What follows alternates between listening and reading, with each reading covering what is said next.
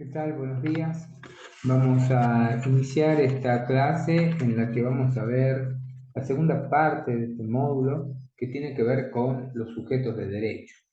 O sea, para que nos ubiquemos, la primera parte nos ha hablado de las relaciones jurídicas y todo lo que tiene que ver con las relaciones jurídicas en cuanto a los elementos, a los objetos y a la causa, que son las tres estructuras en las que se sostiene toda relación jurídica. Esos tres elementos vamos a ver particularmente en esta segunda parte de la materia. Vamos a ver los denominados sujetos de derecho, que son de alguna forma aquellos que hacen a que la relación jurídica tenga dinamismo y en la que también generan ciertas responsabilidades entre los mismos. Por supuesto que cada uno de estos tiene características particulares y vamos a encontrar dos clases de sujetos de derecho. Por un lado, la persona física, la que nosotros vemos a diario de manera permanente, y otra persona que ha sido creada especialmente por el derecho, que se llama la persona jurídica o persona de existencia ideal, o sea, aquella que no la vemos, pero con la cual interactuamos y que hoy en la realidad en la que vivimos es con la persona que muchas veces más relaciones jurídicas tenemos en nuestra vida cotidiana. Bien, ahora para iniciar la unidad vamos a ver puntualmente la pantalla, vamos a compartirla con el cuadro que tenemos nosotros en la plataforma y vamos a empezar a desarrollar esto. Como yo les planteé a ustedes,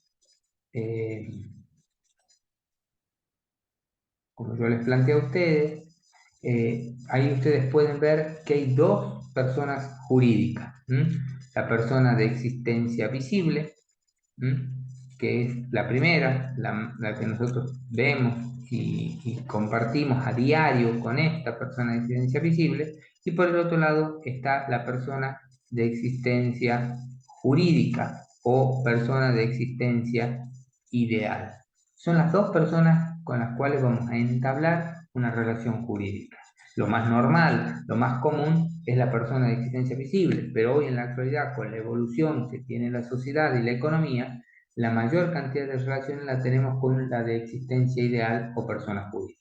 Pero vamos a empezar con la de persona de existencia visible, en la cual el Código Civil, el artículo 19, nos habla y nos menciona que la existencia de la persona humana comienza desde la concepción.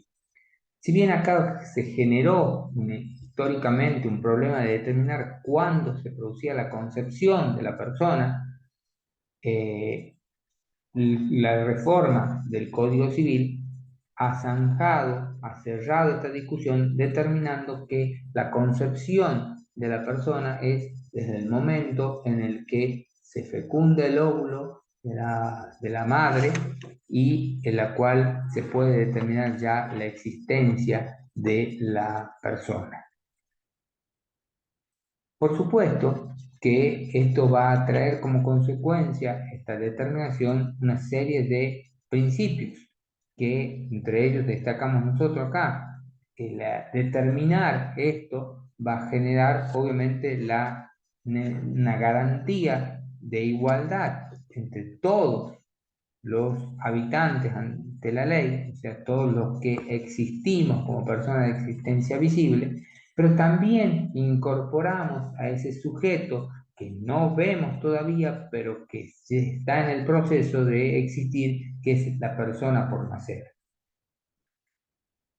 Obviamente que para las personas de existencia visible se establece un principio general, que es que al sujeto se lo considera con la facultad de adquirir derechos y contraer obligaciones. O sea, toda persona que se establece o que establece una relación jurídica genera recíprocamente la posibilidad de adquirir derechos y contraer obligaciones, algo que ya hemos visto nosotros en la relación jurídica.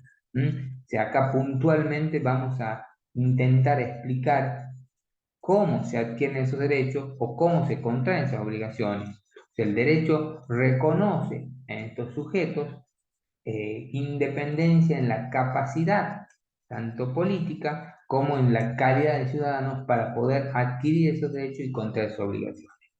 Por otro lado, están las personas de existencia ideal, o también denominadas personas de existencia jurídica, o sea, aquellos sujetos del derecho que han sido creados por, por la norma y que a la cual nosotros no tenemos accesibilidad por ninguno de nuestros sentidos humanos, o sea, por la vista, o por el tacto, o por el olfato, o por el gusto, poder llegar a captarlo, sino que son captados a través de una existencia en un plano diferente, que es en el plano jurídico. Y el artículo 141 del nuevo Código Civil expresa que las personas jurídicas son todos los entes a los cuales el ordenamiento jurídico le confiere aptitud para adquirir derechos y contraer obligaciones para el cumplimiento de su objeto y los fines de su creación. O sea, el artículo está diciendo que existen sujetos ideales, pero que solo serán considerados sujetos ideales aquellos entes a los cuales el ordenamiento jurídico, ese ordenamiento jurídico, le confiera la aptitud para adquirir derechos y contraer obligaciones. Pero que esos derechos y esas obligaciones que va a contraer se va a diferenciar del sujeto físico porque solo va a ser para el cumplimiento de su objeto y de los fines de su creación. Esto lo vamos a dejar ahí stand-by, pero son tres cuestiones centrales a tener en cuenta que la vamos a intentar desarrollar.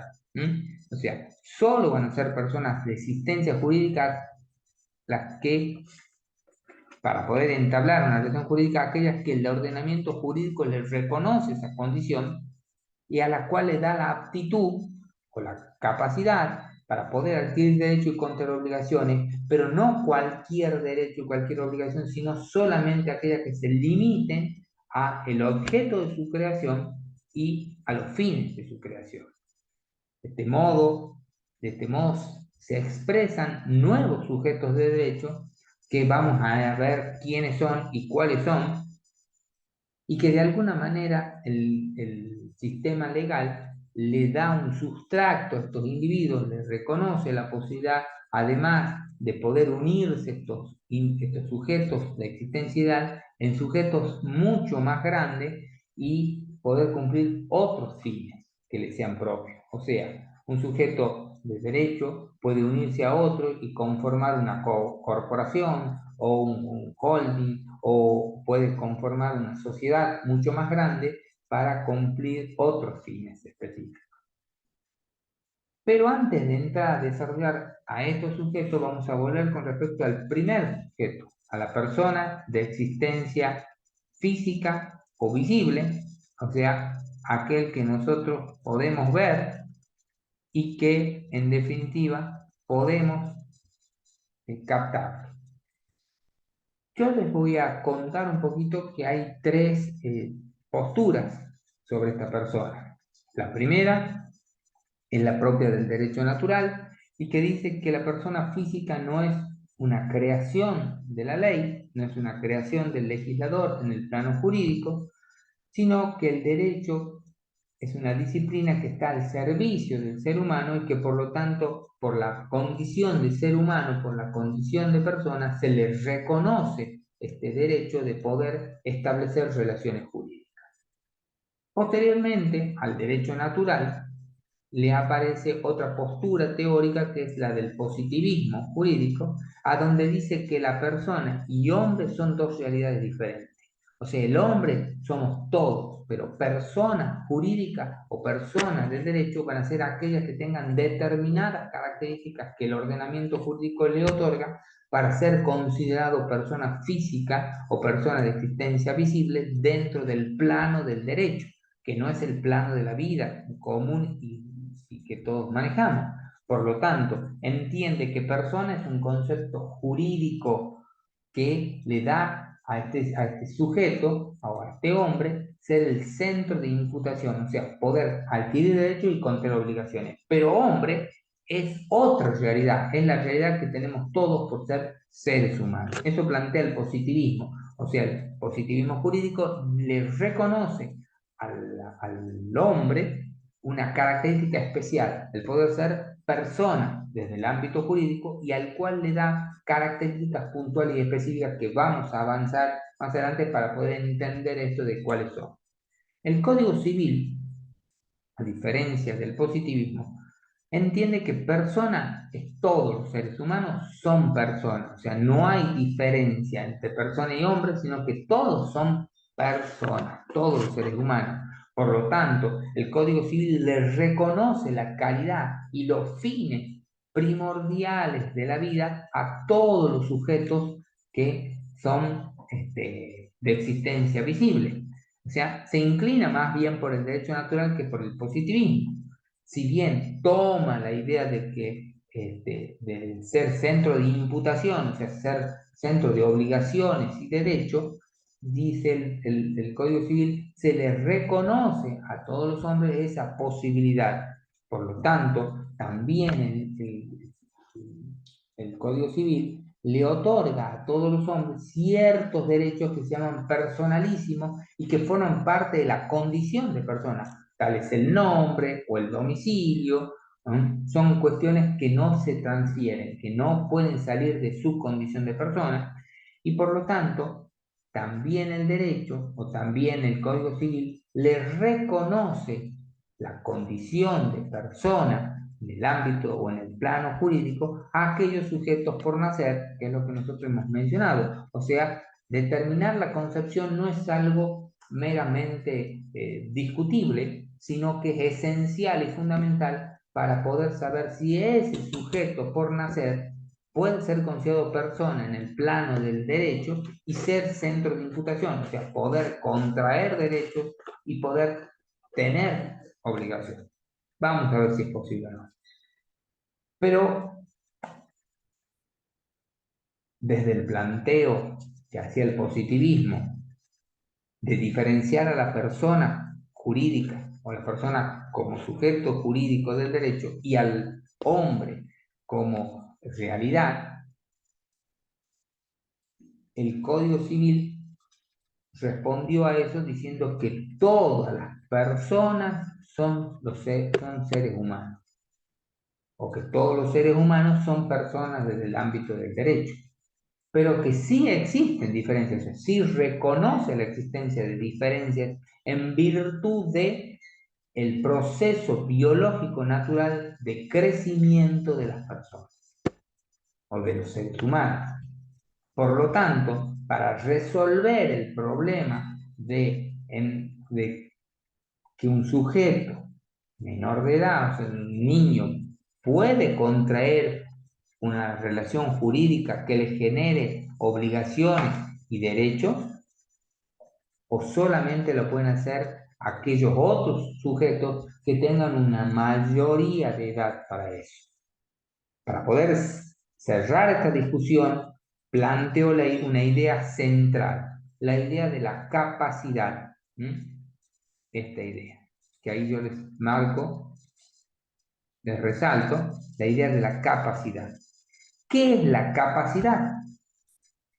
La capacidad es un atributo inherente a la persona, así como el nombre es un derecho personalísimo, el domicilio es un derecho personalísimo, o sea, es derecho que tiene el sujeto, también el sujeto tiene atributos, o sea, cosas o elementos que se le incorporan a su condición y que le forman parte de él y al cual el resto de la sociedad no lo puede discutir. Por lo tanto, la capacidad es un atributo inherente a la persona. Toda persona va a tener una capacidad. Vamos a ver qué clase de capacidad, pero va a tener una capacidad. Y que esa capacidad nace de la esencia del sujeto y de la naturaleza de considerar a ese sujeto las características de personalidad. O sea, nace con el sujeto la capacidad y por la propia naturaleza de ser un sujeto, o sea, de ser un hombre, un ser humano. Pero el derecho entiende que hay diversas capacidades y que hay dos, básicamente, capacidades a las cuales nosotros debemos separar para poder entender y poder comprender cómo evoluciona eso que nace con el hombre, con el ser humano y con su naturaleza, pero que lo diferencia de otros al poder adquirir derechos y obligaciones, o sea, ser centro de imputación de esos derechos y esas obligaciones. Y es así que, por un lado, está la capacidad de derecho, que es esta que vamos a marcar acá. Por un lado está la capacidad de derecho y por otro lado está la capacidad de el ejercicio, que se llama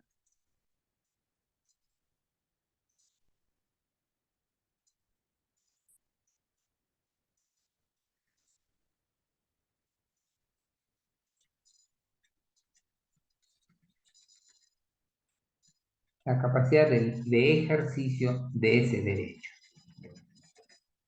La capacidad de derecho, ¿qué es? Vamos a la primera cuestión. ¿Qué es la capacidad de derecho? La capacidad de derecho es la aptitud, ya que es un atributo de la persona, es una aptitud, una condición que tenemos todos los hombres, los seres humanos, de poder ser titular de una relación jurídica, o sea, de poder entablar una relación jurídica. Es la aptitud, la condición para que yo pueda entablar una relación jurídica es tener la capacidad de derecho, lo cual eso me va a permitir poderme vincular con otros sujetos, relacionarme con los otros sujetos del ámbito de la realidad jurídica. Y además, esta capacidad es la más importante de todas las que las que se relacionan o se vinculan con la personalidad jurídica. Si yo no tengo capacidad de derecho, o sea, si no puedo entablar una relación jurídica, entonces no soy persona, soy una cosa. Y esto ha sido lo que ha revolucionado el derecho. Cuando, en su momento, se produce la abolición de la esclavitud. El esclavo era una cosa, o era considerado una cosa, un semoviente, que estaba atado al Señor o estaba atado a la tierra.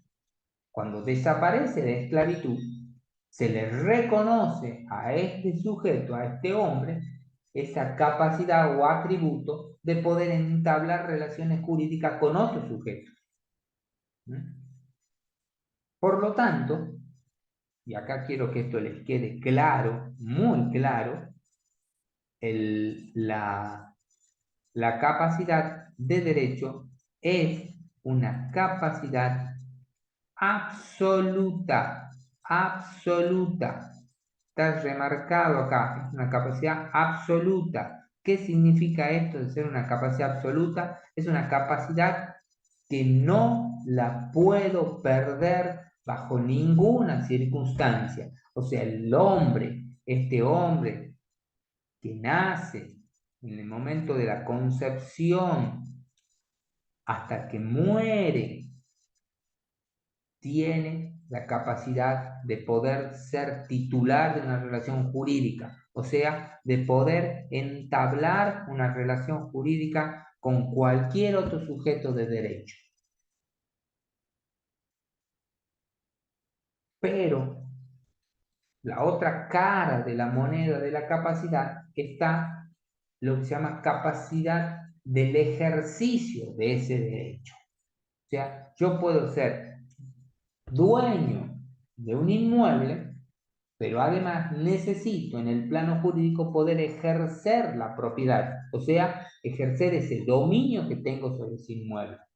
Si no, quedo simplemente con el título de ser el dueño sin poder ejercer la titularidad. Y esa es la capacidad de ejercicio, es una aptitud para poder actuar en la vida civil. En la primera es una aptitud para poder ser titular, para poder ser dueño de la cosa. Y la segunda es una aptitud para poder actuar en la vida civil. ¿Mm? Poder actuar en la vida civil, no se olvide. Pero esta capacidad de ejercicio no es para todos iguales. Ustedes me dirán, pero ¿cómo es esto? Si estamos diciendo que todos somos iguales, que todos tenemos iguales capacidades. Sí, sí, sí, sí. Pero no es para todos iguales. Esta capacidad, que bien la tienen en determinada medida las personas, o los seres humanos, o los hombres, no es plena, sino que va a ser adquirida en forma gradual dentro del proceso de desarrollo biológico que vamos a tener todos los seres humanos. Por lo tanto, esta es una capacidad relativa. Es una capacidad relativa.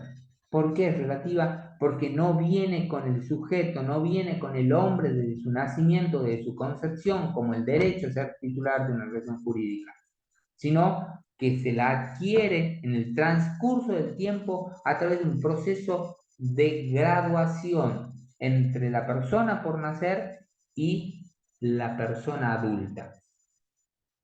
Por lo tanto, la característica de esta es que, vuelvo a repetir, es susceptible de grado. ¿Mm?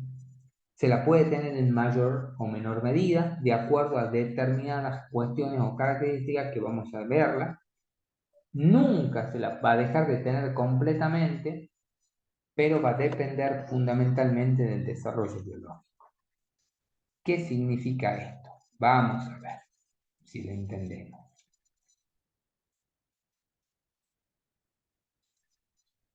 El niño, el bebé, la persona por nacer, ¿puede ser titular de una relación jurídica? Sí.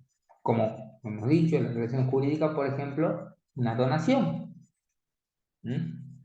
O sea, el acto jurídico de donar, el hecho jurídico de recibirla puede ser. Una persona por nacer puede recibir una donación y eso es ser titular de una relación jurídica. O sea, dueño de las cosas que le han donado. Pero no va a poder ejercer ese derecho sobre la cosa, sino cuando adquiera biológicamente un determinado momento de su vida que adquiera la mayoría de edad. ¿Y cuándo se da la mayoría de edad? Cuando la ley lo dice específicamente y establece la ley que una persona es mayor de edad, o sea, pone un número. Antes eran los 18 años, los 21 años. Es cuando se pone ese número. Y cuando se pone ese número, la persona adquiere la mayoría de edad y por lo tanto va a adquirir esa capacidad plena de ejercicio. Mientras tanto, puede tener mayor o menor capacidad para ejercer según las características. O sea, puede lograr una emancipación para el comercio, pero solo para el comercio, o puede lograr una emancipación para poder contraer un matrimonio, pero solo el matrimonio, pero no podrá tener la capacidad para ejercer ningún otro derecho. Y esto tiene que ver con lo que se entiende con el desarrollo o con el desarrollo propio de la madurez de una persona. Se entiende que una persona cuando llega a una determinada edad, 21 años, 18 años, 16 años, o sea, cuando llega a una determinada edad, alcanza una madurez que le permite poder entender y dirigir sus acciones. O sea, poder hacer que el acto jurídico que forma parte de la relación jurídica sea voluntario, sea expresado con discernimiento, con intención y con voluntad, con libertad, perdón. O sea, pueda entender lo que está haciendo, querer hacer lo que está haciendo y no ser presionado para hacer lo que está haciendo. Por eso se habla de que el límite es la mayoría de edad. ¿Y por qué se pone un número? Específicamente la ley lo dice. Porque de esa manera se iguala a todas las personas. No importa si la persona tiene o no la madurez mental, se comprende y se entiende que si llega a la edad de los 18 años, la persona es mayor de edad y por lo tanto tiene la capacidad plena. Salvo que por alguna razón se determine judicialmente su incapacidad. Si no hay una determinación judicial de su incapacidad, la persona se la debe considerar legalmente capaz de poder ser titular y de poder ejercer la titularidad de ese derecho. Este ejercicio de la capacidad, además de ser susceptible de grado, tiene dos características más. Una es que es un principio general. O sea, ¿qué significa esto? Que se encuentra establecida por el derecho para todas las personas, que no hay, el código establece expresamente cuáles van a ser las excepciones, o sea, aquella persona que es declarada insana, aquella persona que tiene debilidad mental, pero que está declarada judicialmente, y que solo un juez puede ser el que disminuya la capacidad de ejercicio de una persona. Si no hay una sentencia de un juez que lo diga, es válido para todos. Por eso es un principio general a la cual yo me tengo que atar y con el cual me tengo que respaldar para dar seguridad jurídica a las relaciones jurídicas que se dan dentro del ámbito de la sociedad. Y por otro lado, la tercera característica es que es de orden público. O sea, ¿qué significa esto? Que está impuesta por la ley y yo debo obedecer. Puedo decir si esta persona no tiene la madurez, pero si la ley lo dice, alcanzado los 18 años, yo debo respetar eso y puedo establecer una relación jurídica válida. Y no puedo considerar que esa persona no tiene las condiciones. Además, el ser de orden público también me garantiza a mí que la persona tiene autonomía propia y por lo tanto no puede renunciar, yo no puedo renunciar a la capacidad, ni puedo decir que una persona es más o menos capaz. Si no hay una sentencia judicial que restrinja la capacidad de ejercicio, la persona al momento que adquiere 18 años tiene plena capacidad para ejercer ese derecho. Esto es con respecto a la persona física. Vamos a ver a la persona ideal. ¿Cómo gestamos la persona ideal? ¿En qué consiste la persona ideal? Con respecto a la persona de existencia ideal, podemos decir que la necesidad socioeconómica en el mundo llevó a la creación de alguna manera de determinados grupos económicos a los fines de poder organizarse dentro del ámbito económico de una sociedad. Y así se desarrolló este fenómeno propio digamos, del proceso de industrialización que llevó a la creación de la persona de existencia ideal o persona jurídica, o sea, una persona que puede establecer una relación jurídica en un plano distinto del que nosotros vivimos. Nosotros no vemos a la persona jurídica, pero sabemos que sí podemos establecer una relación porque la hacemos en otro plano, en el plano del derecho. O sea, la empresa que es dueña del transporte público de pasajeros, no la veo. Pero yo cuando compro el boleto para poder viajar, estoy haciendo una relación jurídica, o sea, estoy generando un contrato de transporte con alguien que no veo, pero que sé que asume derechos y obligaciones igual que yo. Pero la persona física, hemos dicho, comienza desde la concepción. La persona jurídica va a comenzar desde la constitución, o sea, desde que se agrupan estas personas físicas para formar esta persona jurídica. Y a la vez, ¿puede haber una persona jurídica más grande que otra persona jurídica? Sí, cuando varias personas jurídicas se unen de manera transitoria o permanente para conformar otra persona jurídica superior a ellas. Por supuesto, debemos entender que, repito, y quiero que le quede claro, que estas personas van a constituir una realidad nueva, distinta de los sujetos que la componen. Esto le tiene que quedar muy, pero muy, pero muy claro. Muy claro. ¿Mm? ¿Esto qué significa? ¿Esto qué significa? que la persona ideal no es, ya estoy adelantando las teorías que vamos a ver ahora enseguida, no es la persona física. O sea, yo, persona física, formo parte de una sociedad, la sociedad que conformado con el otro es un sujeto de derecho distinto a mi persona. Es un sujeto diferente a mi persona. Esto nos lleva al tema de discutir la naturaleza jurídica, o sea, ¿qué naturaleza jurídica le vamos a dar a este sujeto que es distinto? ¿Cuáles han sido las teorías que se han creado a los fines de poder explicar esto? Se han creado muchas teorías, pero en el derecho, de alguna manera, yo les he marcado 4 nada más para que ustedes vean el proceso de evolución, porque esta no estamos estudiando en la Facultad de Derecho, sino es meramente orientativo para que ustedes puedan entender y captar esto. Hay 4 teorías, o por lo menos 4 que a mí me interesa que ustedes conozcan en este ámbito. Una es la teoría de la ficción, otras son las teorías negatorias, las otras son las teorías normativas y las otras son las teorías realistas. Sintéticamente, para no enredarlo, la primera, que es la teoría de la ficción, se refiere a que todas las personas jurídicas han sido creadas por el derecho y solo los fines jurídicos, que no existe otras personas, que son personas que existen solo en el ámbito del derecho a los fines de cumplir lo que la norma establece. Por eso se llamó teoría de la ficción. Es una ficción el sujeto. No está en la realidad, no existe en la realidad. No lo veo, no lo capto en la realidad. Solo va a existir en la medida en que yo quiera hacer una relación jurídica puntual.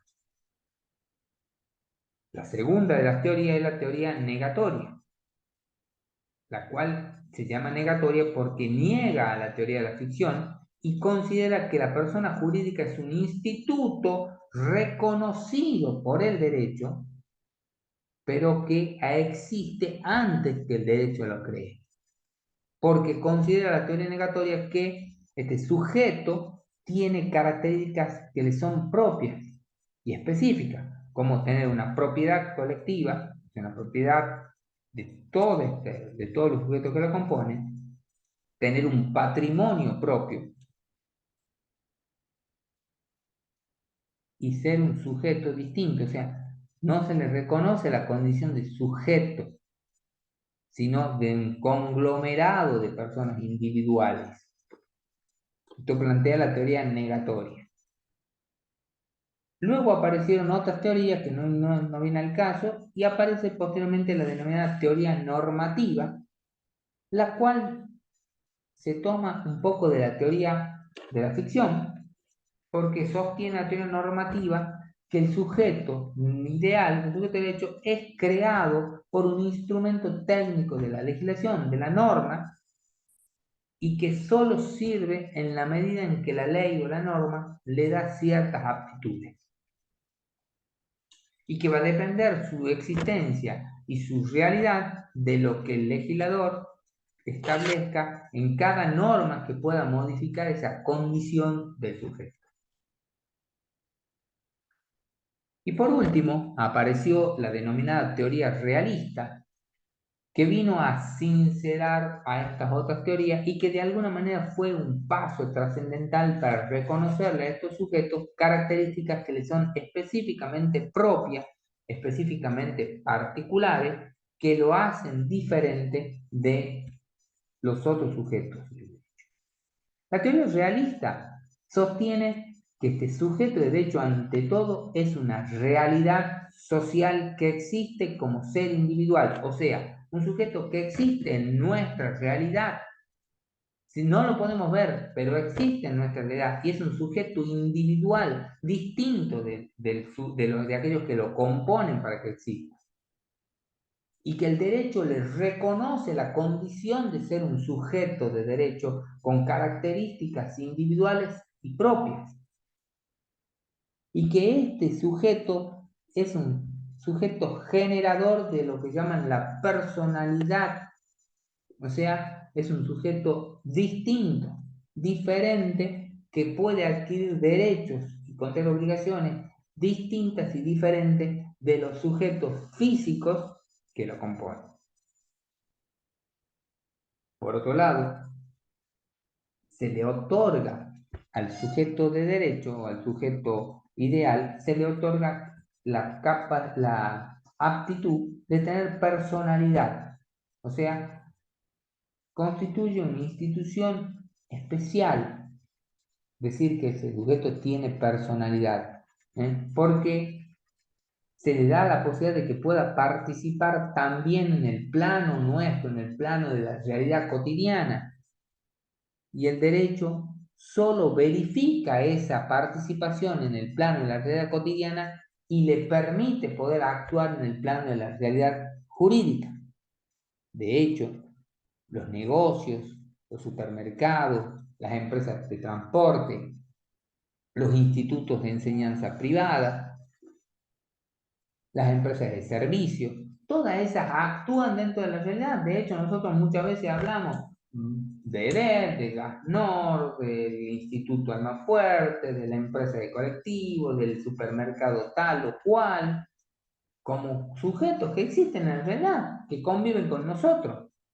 Y luego el derecho, al verificar esa existencia, ese atributo de personalidad, los reconoce y le da la posibilidad de tener la capacidad para adquirir derecho y contraer obligaciones. Esta teoría realista plantea que estos sujetos de derecho deben reunir tres condiciones para que cumplan esa función de ser sujetos de la realidad y que interactúan con nosotros. Esos tres elementos son que deben tener una idea objetiva y dinámica, o sea, la empresa debe tener una idea de qué es lo que quiere hacer y que esa idea pueda ser llevada a cabo en la realidad concreta. O sea, si quiero entrar en el mercado inmobiliario y que además pueda tener la posibilidad de comprar y vender bienes inmuebles.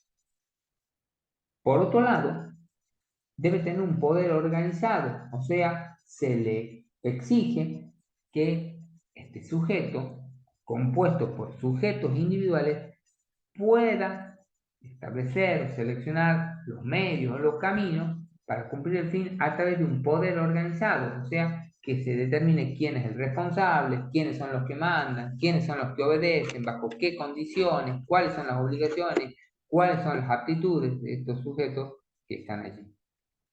Y obviamente el derecho les exige, para poder reconocerlo, que estos sujetos tengan un número determinado según la condición de sociedad que creen. Es así que, por ejemplo, para una SRL, el derecho va a exigir que haya 3 sujetos individuales como mínimo, mientras que para una SA se pide que sean 20 sujetos. Pero estos son los 3 elementos que componen la existencia de este sujeto que interactúa en la realidad y que el derecho lo verifica y los reconoce con actitudes para adquirir derecho contra obligaciones. Por lo tanto, el derecho, ¿qué es lo que verifica? Verifica que se den estos 3 elementos, que tenga una idea objetiva y dinámica, que tenga un sistema o un poder organizado y que además tenga la participación de un número suficiente de sujetos individuales que permita funcionar a este sujeto como lo quieren hacer funcionar, como una SA o como una SRL o como una SH. Ahora vamos a intentar clasificar a estos sujetos de derecho. Vamos a clasificarlo en 2 grupos, los que llamamos las personas públicas, las personas públicas, por un lado,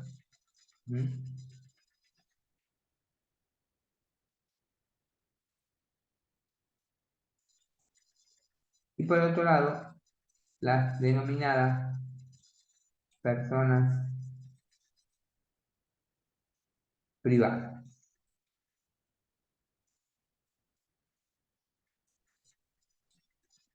Las personas públicas y las personas privadas. Vamos a la primera, las personas públicas, lo dice el artículo 146, que se reconoce al Estado en su conjunto, o sea, al Estado nacional, a los estados provinciales, a la ciudad autónoma de Buenos Aires, a los estados municipales, como personas jurídicas públicas. Y además le agrega las entidades autárquicas y las demás organizaciones que se constituyan en nuestro país y que su organización jurídica le atribuye ese carácter. También se reconoce como persona jurídica pública a los estados extranjeros en virtud de la Organización Internacional del Derecho, a la que se les reconoce la personalidad jurídica y también la posibilidad de que la persona jurídica pueda estar constituida en el extranjero cuyo carácter público resulte de un derecho aplicable. ¿Qué significa esto? Que esta persona jurídica en el estado extranjero de donde es su sede sea reconocida allí como persona pública para poder entablar en nuestro país una relación de persona pública con el Estado. Y la tercera clase de persona pública que se reconoce es a la Iglesia Católica, siendo la Iglesia Católica una decisión estrictamente vinculada con el legislador, el que le reconoce esa condición de persona pública. Frente a las personas públicas están las personas privadas. Las personas privadas. ¿Quiénes son estas personas privadas?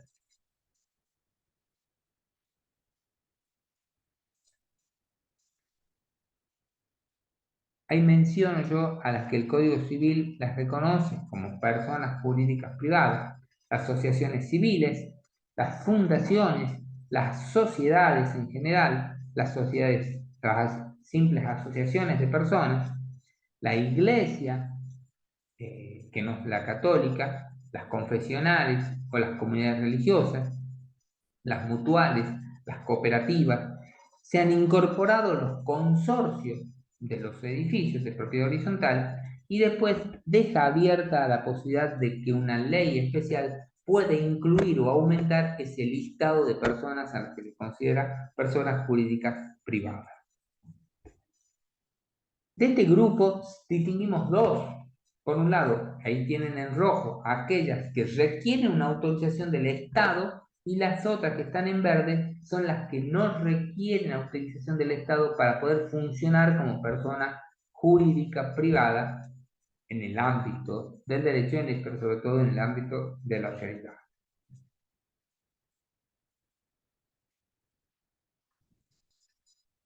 ¿Qué es lo que debemos distinguir entre una y otra? Más allá de que aparece que la persona pública es el Estado, o los estados extranjeros, o las entidades autárquicas, la distinción del régimen aplicable. A las personas públicas van a estar sometidas a un régimen especial, que es el régimen del derecho público, en el cual estas personas públicas tienen prerrogativas y procedimientos especiales. O sea, tienen derechos especiales por encima de los privados, mientras que las personas privadas se van a regir por el derecho privado común, o sea, por lo que dice el Código Civil y por lo que expresan las actas fundacionales de estas personas privadas. O sea, hay dos regímenes jurídicos para sintetizar diferentes. Uno es el régimen público, con procedimientos y características y prerrogativas especiales para el derecho público, y otro es aquel derecho privado que se rige por el propio derecho civil, en el cual las personas privadas tienen sus propios principios, pero que es común a todos y que no hay diferencia ni en el tamaño de la persona privada ni en la condición de la persona privada.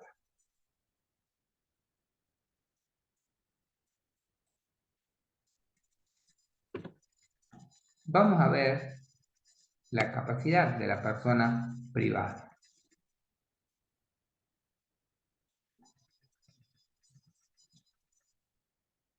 Así como hemos hablado de la capacidad de la persona de existencia visible, o sea, hemos hablado que es susceptible de grado y que está atada a su proceso de desarrollo biológico al llegar a la mayoría de edad, que esa capacidad no puede ser discutida porque es un principio general establecido en la norma, o sea, es de orden público. Vamos a ver ahora cómo es la capacidad de estos sujetos que nacen con la constitución misma del sujeto, que son reconocidos por el derecho, pero que obviamente tienen que tener capacidad que se les debe reconocer. O sea, a ver, para que ustedes lo comprendan. Un niño es un sujeto físico que es reconocido por el derecho, pero que no tiene la capacidad de establecer relaciones jurídicas. Bueno, lo mismo sucede acá. Habrá que determinar cuáles son las condiciones para que un sujeto de existencia ideal tenga la capacidad de poder establecer y contraer derechos y obligaciones. La capacidad de estas personas va a ser amplia, pero va a tener límites a la vez. Va a estar limitada, a diferencia de la persona de la persona particular, del derecho de la persona física, la cual el principio es que tiene aptitud y libertad para contraer derechos y obligaciones de manera ilimitada. Mientras que la persona jurídica va a tener capacidad, pero su capacidad puede ser amplia, pero siempre limitada a lo que está establecido por la norma, por el Código Civil y por el instrumento que se ha constituido para esa persona. O sea, si yo digo que voy a comprar una concesionaria de autos para vender autos, no puedo salir a vender mercadería. Si yo quiero contratar o compro una inmobiliaria para vender propiedades, no puedo salir a vender autos. Esos son los límites. ¿Mm? Con respecto a la capacidad de la persona física, también la capacidad de la persona jurídica es un principio general que tiene la aptitud para ser titular y para poder ejercer ese derecho sin mayor problema y que es un centro de imputación de obligaciones jurídicas.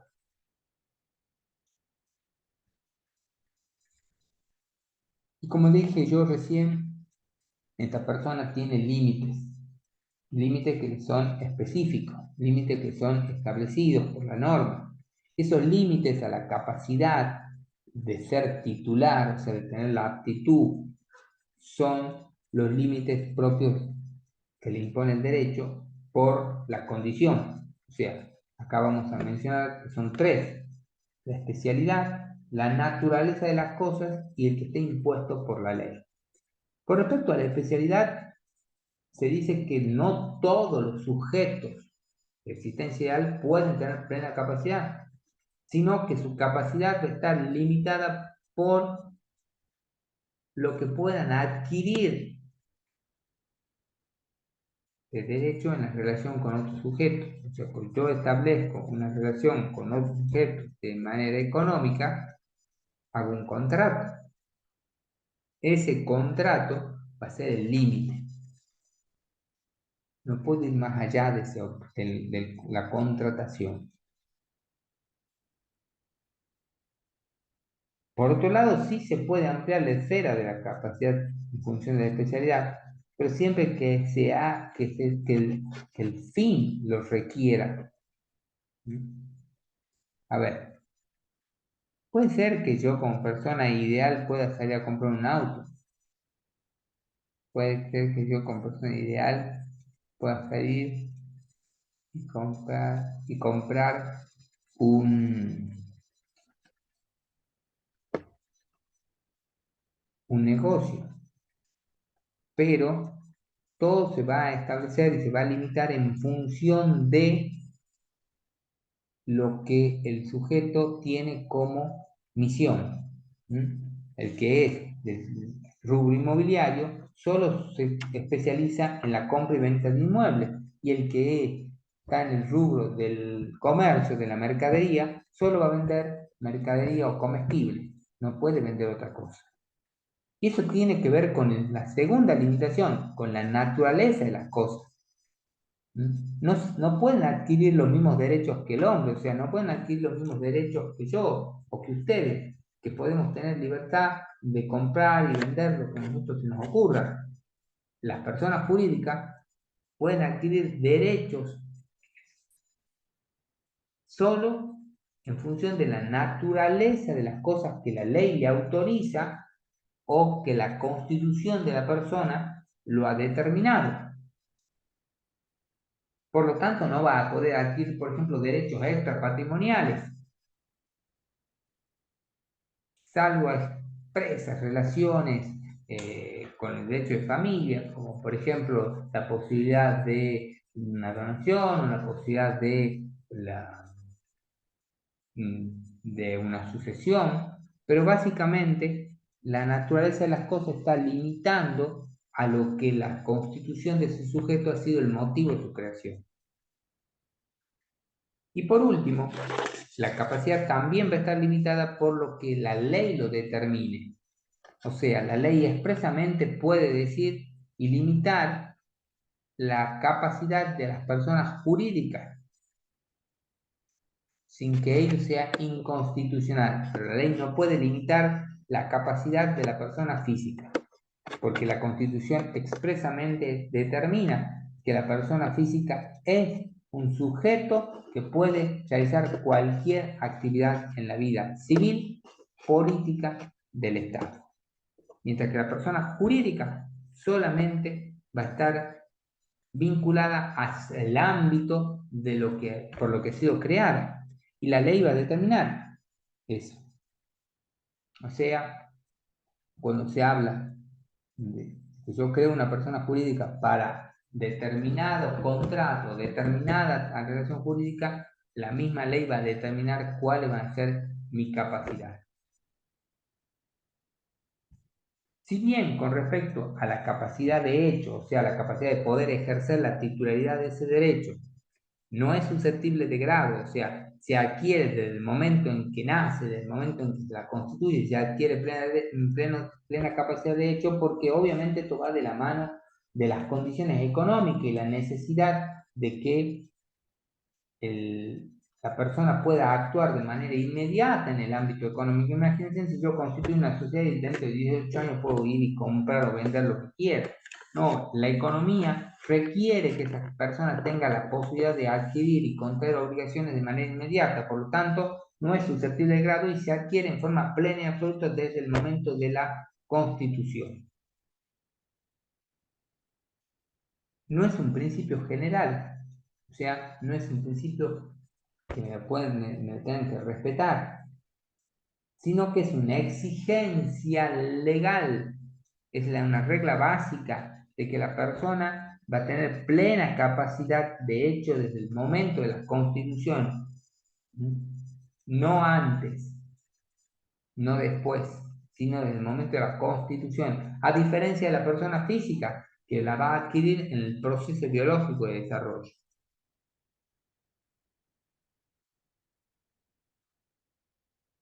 Y por último, a diferencia de la persona física, la cual sí puede tener limitaciones en su funcionamiento cuando un juez lo determine que no está capacitada para poder ejercer los derechos que puede adquirir, la persona jurídica no tiene esa limitación.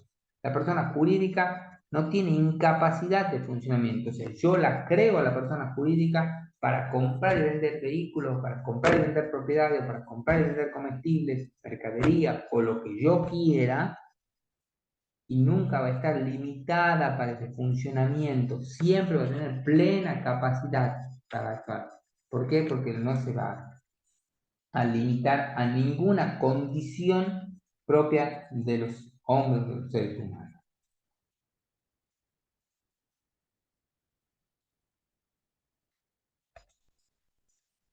Pero nosotros no. Sostenemos que la persona jurídica no existe en el plano real, Sí interactuamos dentro del plano real con las personas jurídicas, pero no existen en el plano real.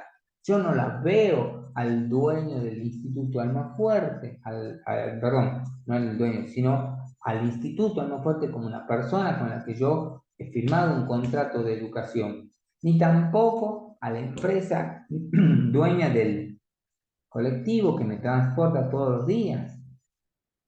Pero yo necesito, porque soy un ser humano, tener relaciones físicas con otro sujeto que de alguna manera me haga vincularme a través de los sentidos con esa persona de existencia ideal. Y allí aparece la figura del representante, o sea, aquella persona que actúa en nombre de otro, por cuenta de otro, o en nombre propio, pero por cuenta de otro. Va a depender de lo que digan al respecto de distintas teorías que vamos a ver. Pero básicamente es una persona que actúa en nombre y por cuenta de otra persona que nosotros no podemos ver, que es la persona jurídica. Para esto, yo voy a centrar la cuestión en dos teorías únicamente. Para determinar la naturaleza jurídica del representante, de ese sujeto que va a actuar en nombre de otro. La primera es la teoría de la representación y la segunda es la teoría del órgano. La teoría de la representación sostiene que el representante de la persona jurídica, como bien lo dice la teoría, lo representa, pero que la voluntad que expresa, que declara, es la voluntad de este sujeto de derecho por cuenta o responsabilidad de otro sujeto de derecho. O sea, yo expreso mi voluntad, pero por cuenta de el dueño de la empresa, dueño del supermercado. O sea que el representante no forma parte del sujeto, sino es un tercero que está entre la persona jurídica y otra persona jurídica o una persona de existencia visible en la relación jurídica. Su actuación obviamente se va a limitar a las funciones que le ha sido otorgada por el poder de la persona jurídica y que si bien es la que establece los vínculos estrechos, no lo hace de manera personal. Si bien expresa su propia opinión del tema, lo hace en función de la opinión que le establece a la persona jurídica que representa. Mientras la teoría habla de que son dos sujetos distintos, la persona jurídica y la persona del representante, aparece una teoría que es la que se aplica actualmente en el sistema civil y que es la más coherente de todas. Y es la que nos dice que la persona que va a representar a la persona jurídica tiene que formar parte de la persona jurídica como un órgano, forma parte de la persona física. El corazón, el pulmón, el hígado, el estómago son parte de nuestra única persona. Lo mismo tiene que ser el sujeto que represente y tiene que manifestar la voluntad no personal, sino la voluntad de la persona jurídica que está representando. Por lo tanto, el órgano que va a representar no actúa en nombre propio y por cuenta de la persona jurídica, sino que va a actuar en nombre de la persona jurídica y va a expresar la voluntad de la persona jurídica. Y el límite va a estar determinado por los fines de la persona jurídica, o sea, va a tener más libertad, porque ya no va a estar limitada a actuar en nombre, sino va a actuar dentro de los fines de la persona jurídica, como dice nosotros. O sea, puede hacer todo lo que la persona jurídica requiera para su funcionamiento o su existencia, lo va a poder hacer el sujeto. Pero aquí el hombre, el sujeto físico que va a representar a la persona jurídica, que nosotros vamos a ver y que vamos a identificar como representante de la persona jurídica, está dentro de la persona jurídica. Por lo tanto, su voluntad no es su voluntad personal, que puede estar en contra de la persona jurídica, sino es la voluntad que la persona jurídica le ha pedido que exprese. Por ejemplo, en una asamblea, la persona jurídica dice, hemos decidido comprar una propiedad. Pero resulta que el representante, que es en este caso,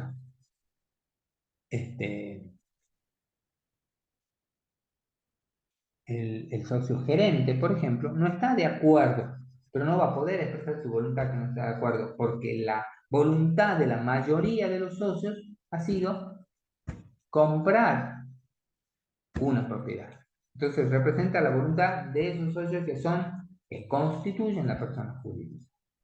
Para que nos quede claro, el régimen que se aplica en nuestro Código Civil con respecto al representante es este, el de la teoría del órgano.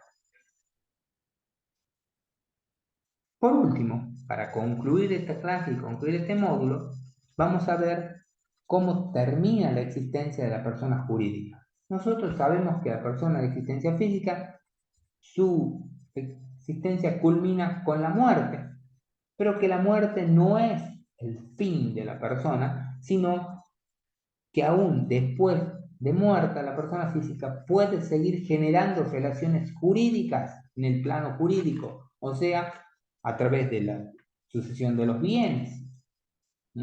O del cumplimiento de obligaciones que hubiera adquirido antes de su muerte. Pero la persona física y jurídica es distinto. La persona jurídica va a tener fin de su existencia y cuando se determina el fin de su existencia no va a poder seguir generando relaciones jurídicas. ¿Cuándo va a terminar? Se establecen tres formas de culminación de la existencia de la persona jurídica. Una es por la decisión de los miembros, o sea, de los socios que componen a la persona jurídica que decidan no continuar con la existencia y disolverla, porque la ley lo establece, o sea, cuando se reformó la ley de sociedades, había mucha cantidad de sociedades que desaparecieron porque la ley determinó que hay dos clases de sociedades, sociedades regulares e irregulares, y dentro de las regulares, las SA y las SRL, y dentro de las irregulares, las sociedades de hecho. Por lo tanto, todas las demás clases de sociedades que existían se tuvieron que adecuar a esta o desaparecer.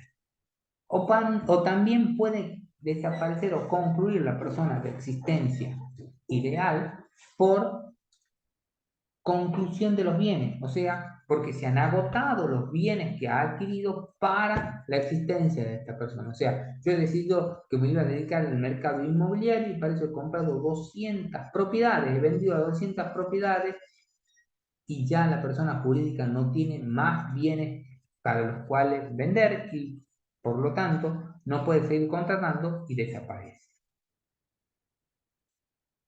Estas son las tres formas por las cuales la persona jurídica va a desaparecer o va a concluir su existencia. ¿Cuáles pueden ser los motivos? Ahí yo les expresé lo que dice el artículo 163. Estas tres supuestos de disolución se pueden motivar en estas posibilidades que nos da el artículo 163 del Código Civil. Uno es por la decisión de los miembros adoptada por unanimidad, puede motivar la disolución, puede motivar que no se compren más bienes. El cumplimiento de alguna condición resolutiva del acto constitutivo, o sea que cuando yo he constituido la sociedad he dicho, esta sociedad, hemos sostenido con nosotros, esta sociedad va a durar 20 años, 10 años, 5 años hasta tal fecha, o hasta que suceda tal o cual situación. Puede suceder que sea por la consecución del objeto para el cual se formó, o la imposibilidad sobreviviente de ese objeto, o sea, porque el objeto se termine, o porque el objeto se haga imposible. Por ejemplo, conforma una sociedad para explotar la actividad maderera, pero ya he talado todos los árboles y no tengo más árboles, no tengo más bosque, no he sembrado más bosque y no tengo más árboles y por lo tanto hay una imposibilidad sobreviviente y el objeto ya no va a existir. Acuérdense que la relación jurídica tiene tres objetos, los sujetos que estamos viendo, tres elementos, el sujeto, el objeto y la causa. Ya no hay más objeto, por lo tanto no puede haber relación jurídica. Por el vencimiento del plazo, o sea, cuando se establece que la persona jurídica va a durar hasta tal fecha de manera expresa, por la quiebra, puede ser un motivo de disolución, la quiebra de la persona jurídica, o sea, cuando sus deudas sean mayor que su activo. Puede suceder también que la persona jurídica deje de existir por decisión de sus miembros en virtud de fusionarse o de unirse con otra persona jurídica. Puede suceder también que la persona jurídica se disuelve en virtud de la ley cuando hay una reducción de los miembros que exige la ley para que existan. O sea, cuando ya no tengo 20 miembros, ya no puede ser una sociedad anónima y por lo tanto se va a disolver o se va a transformar en una SRL, pero no puede seguir existiendo como SA. Puede suceder que sea cuando se le deniegue el Estado le deniega a la persona jurídica la condición para funcionar. O sea, cuando hablamos de las asociaciones o las fundaciones y el Estado le diga, yo ya no le voy a seguir autorizando que siga siendo una fundación, entonces va a dejar de existir como fundación, pasar a ser una simple asociación o pasar a ser otra sociedad, pero no va a ser más ya una fundación. Puede suceder que también se disuelva porque en función de la conclusión de los bienes, como hemos dicho, porque se agoten los bienes destinados a sostenerlo, o sea, no pueda lograr conseguir en el mercado más bienes para poder sostener la sociedad. O puede suceder cualquier otra cuestión que esté expresamente establecida en la ley o implícitamente establecida en la ley que genere alguno de los tres supuestos de disolución. Espero, si bien es un poco larga, un poco tediosa el tema, espero haberles logrado hacer llegar las ideas centrales de los sujetos de derecho, estas dos clases de sujetos de derecho, y quedo a la espera de cualquier duda que ustedes puedan tener al respecto antes de llevar adelante el estudio y la contestación de la evaluación que corresponde a este módulo. Les sugiero que si ustedes tienen dudas con respecto a algún tema, me lo consulten antes de que hagan el trabajo evaluativo para no tener sorpresas dentro del desarrollo del trabajo evaluativo. Desde ya, muchísimas gracias y los espero ya en el próximo clase donde vamos a empezar a ver el módulo número 3.